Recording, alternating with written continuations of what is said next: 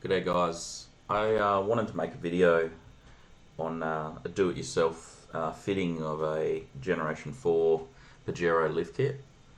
I thought it'd be easier to do it in a slideshow so you can pause it and follow it along if you're doing it yourself at home. So to start with, chock the wheels of your car. And I've written down some measurements for the standard suspension. The measurements there I took from the bottom of the rim to the guard, and that gives us a good base to work off to see how much gains we get from this kit. The kit that I'm fitting is a Dobinson springs and Commando foam cell shocks. My shocks have been pretty much shot. One had already been changed out, and I thought I'll may as well change the whole lot and lift it while I'm at it. So I start at the rear of the car and just jack it up. Pop a couple of jack stands. Don't use bricks, wood, or whatever else. It's going to end in tears. So you jack it up, put the jack stands under. I've tried to do this using just one jack because most people only have one. I've got two, but if you don't, it's easier to do it this way. Now lower the jack down so that the car's just on stands. You'll see that I've put the spare wheel under the car as well, just in case it drops.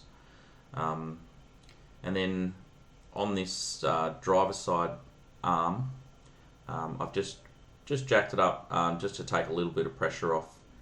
And what we're going to do is undo these two nuts.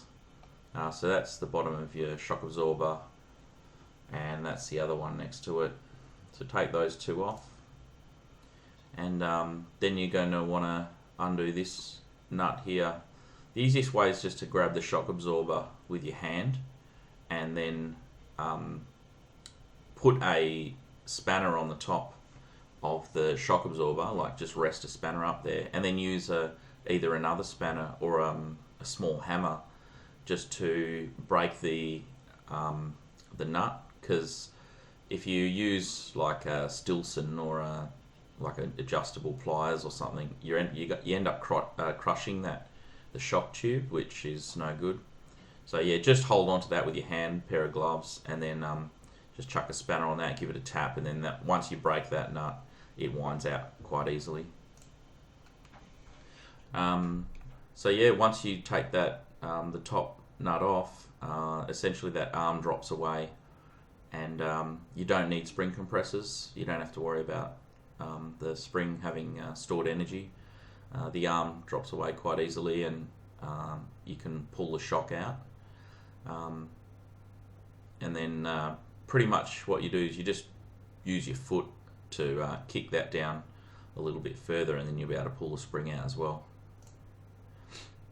At this point, get a ratchet strap and just hook it up like this. So you want one end on the end of the arm and the other end just at any point in front of the vehicle. So what's going to happen, I've already inserted the new spring here, but essentially when you put the spring in, if you put the jack under it and start jacking it up, this arm naturally wants to jack up straight and or almost on a bit of an angle towards the rear of the car. So as you're jacking it up, you need to use the ratchet strap to pull it forward towards the driver end of the car. And so as I'm jacking that up, I've just been tightening up the ratchet strap. That's the new spring. Just try and get your spring into the original position, the end of the spring. You'll see in the rubber here, that's where the end of the spring was, so I tried to mimic that. And then once you get it up high enough, you'll be able to insert the two bolts back into their home. So that's one for the shock absorber and one for the end of the arm. And then just loosen, tighten them up hand tight, but don't lock them down. You want to lock these all of the nuts that we're going to do in the suspension, lock them down once the car's back on hard ground. So for now, just leave them sort of hand tight. Okay, so this is that's the rear of the car. You just repeat the process for the other side. The rears are pretty easy. It'll probably take you about 25 minutes a side if you're not mucking around. This is the air box. So open up the bonnet. There's three bolts in the air box, and there's an electrical connector there as well. Once you pull that air box out, you'll find this plate underneath it. So there's a few more bolts under there. Take them off, and that'll expose the top of the strut and the nuts that hold that in. Don't undo them yet. And go over to your passenger side, and what you want to do is disconnect your battery. So undo the battery terminals, and you're basically going to remove the whole battery. So you're going to undo those two nuts there. Lift the actual battery box is plastic, and the entire thing lifts out with the battery in it. And then you've got 1, 2, 3 more bolts to undo there. That's just a different view of it from the front of the car, sort of thing. And you want to lift the whole tray out as one. So there is a pipe connecting to the top of your radiator overflow here, and also over here you're going to have to undo that clip that retains some it's part of your harness, your wiring harness. So undo that clip, and then that pipe, and then the whole tray will just lift out like that. Okay, so this is the driver's side. Essentially what we're going to do is undo that nut there and pull the bolt out, and then that one on that side, and then you've got 1, 2, 3 that you need to remove for the top of the ball joint.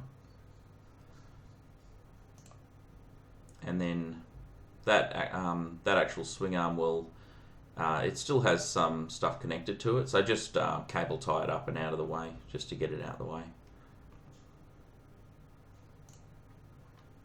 What I did, started with the shock, so undo that nut. I think it's a 19mm, and you're going to want to take the little bit of the pressure off just with the jack to get that bolt to slide out easy. So just pop the jack under it and lift it up a little bit, and tap it through with a screwdriver if you need to. Just make sure you don't damage the bolt when you start tapping it through.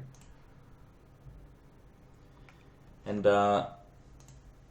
so this is the going to have to undo the 3 nuts in the engine bay to get the shock out. So take the bottom bolt out first, take this out first in the nut, and then undo them 3 in the engine bay, and your entire shock and spring will just fall out. You don't need spring compressors for the front either. It's all held in place. These spacers, so when you fit a 2-inch lift kit on the Pajero, when you lower it down, it actually has like a raked appearance. So the rear of your car will be a couple of centimetres higher than the front of your car. I don't really like that look. I like it when the car sits level, when it's unladen. So if you're not carrying too much luggage, I kind of like it just sitting level. So what I did, these are strut spacers that I've made up. Essentially they're stainless rings, and then I got some holes drilled into them. From the center point of this hole here to the other 2 holes is 96 millimeters. So if you make a little template up, if you get yourself some rings, I think the outside diameter of the rings is 15 centimeters. So from one side to the other 15, and I think the inside was 89 mil. So yeah, I think it's 89. Yeah, I'll put the measurements in the description. Once you've got the springs, they're actually backing plates from agricultural poly, the rings they use to bolt poly together. So yeah, I just bought the stainless ones and then just drilled some 12mm holes. So the holes are 12mm and then 96mm apart. Obviously, because of the positioning, one of the holes has to be very close to the actual holes that are, these 4 holes were already in the rings. So I'm using one of those holes for the strut top, and I've just drilled 2 extras.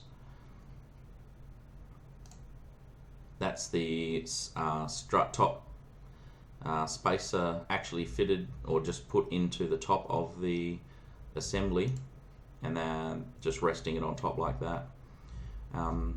It also really helps if you buy pre-assembled front suspension, so you can get the spring fitted to the front of the shock or onto the shock when you buy it. You don't need to do that yourself. If you want to use your standard shocks, which you can do for a 2-inch lift, if you want to use a standard Mitsubishi shocks, then you're going to need spring compressors to compress the original spring, remove it and put the new spring on, and then put the tops back on. But I would recommend just changing your shocks out because they're cheap, and the Mitsubishi ones will eventually go because they're not a heavy duty shock. So yeah, this is the driver's side. What I did was I put the new shock through those 3 holes, and I've loosely put those nuts on. And then if we go back down to the underneath the car, you'll see the shock, because it's lifted, the shock sits. It's not going to want to go in there naturally at the height. So what you're going to have to do is push the A-frame down a little bit and use a rubber hammer to knock this ring. Don't hit the tube, just hit the ring and gently knock it in. It will go in, and if you just gently lean on the A-frame and just hit that with a rubber hammer, that ends up going into the frame, and then you can put the bolt through. To make it easier as well, I've got like a 15cm 10mm bolt just to help knock the other bolt through, because it's hard to get a hammer or your mallet onto the end of that to help get it in, so I just use an extra bolt. And that's it fitted. I haven't tightened it up. What you want to do again is hand tighten it, but don't full on lock it up. Not until you lower the entire car back down, and then you tighten all these up. And that's just the pretty new shock and spring fitted. You can't even see the spacer, which is sitting up there. I forgot to mention the spacer that I used was a 10mm thick spacer. If you fit a 10mm thick spacer in the front, it actually lifts the car 2 centimeters. So whatever the thickness of the spacer, because of the geometry, it actually doubles. So for a 10mm spacer, it's going to lift at 20mm, which is just under an inch. So you could call it a 2.5-inch lift if you wanted to. If you're having trouble getting the bottom of the shock to line up, you can just use anything, a podgy or an old screwdriver, and just basically you drive it. This is, I guess, a technique to get it in. Is drive the screwdriver in through one side, gently tapping it through, and then run the bolt. Use the bolt on the other side to push the screwdriver back out again. So yeah, that's essentially what I did with this one. That's that bottom of the shock bolt again. So this is the passenger side, and yeah, once it's lifted, it makes a fair bit of difference, as you'll see. I'm only running 31-inch tyres. I mean, the whole purpose of this exercise, I guess, is for me was to lift the car, wanted more ground clearance, and I want to fit 33-inch tyres, which are essentially, if I use the same rim, it'll be a 285/70 R17. which will fit with no rubbing. If you're fitting the 33s and you've still got a bumper, it will rub, so you're going to have to do some cutting at the front of the car. But because I'm running an ARB winch bar, which has already been fitted, it's not going to rub anything. Offset's pretty important as well, so if you're using a rim with a negative or with an offset that isn't the Mitsubishi offset, you really need to check with your tyre supplier that the offset and the tyre combination that you're going to use doesn't rub on the inside. So these were the stats after the lift kit. I was pretty happy. POS 1, which is if you're sitting in the car, it's the front left-hand tyre, went from 72, that's from the bottom of the rim to the guard, up to 79, so it gained 7 centimetres. And POS 2, which is the driver's side, went up very similar amount. Actually went up 8.5 centimetres. And then the rears have gone up so that they're both sitting at 78 centimetre. So they've gained about 3 to 4 centimetres there. And once the car, I took these measurements after I'd gone for a drive and let the suspension settle a little bit. But over time, generally the fronts are going to settle more because of the weight of the engine and driver position and that kind of thing. So those should come down a little bit more and pretty much match the rear suspension, which will give it that perfect level look. If you like the rake look, then just don't put the strut top spacers in those rings that I pointed out. And that's the sort of final look of the car. That's with 31, so she'll look pretty good with 33s on it, but I haven't got the tyres yet. And yeah, heaps more ground clearance and a nice amount of height on the car. Generally, you can't, if you're thinking about big lift, generally you wouldn't go above a 2.5 inch lift. You can do a subframe drop on Gen 4 to drop the subframe so you can fit 35 inch tyres. But you've really got to think about your CV angle. Your CVs are only, at least the standard ones, are only designed to work at a certain angle, and the more lift you add, the more chance your CV could bind up, especially in off-roading situations. So yeah, I think 2.5's a happy medium. Anyway, thanks for watching. I hope the video's useful, and stay tuned. I'll be doing some other videos on Pajeros, including the making of some rock sliders for it and a couple of other mods. Anyway, thanks for watching, and please subscribe.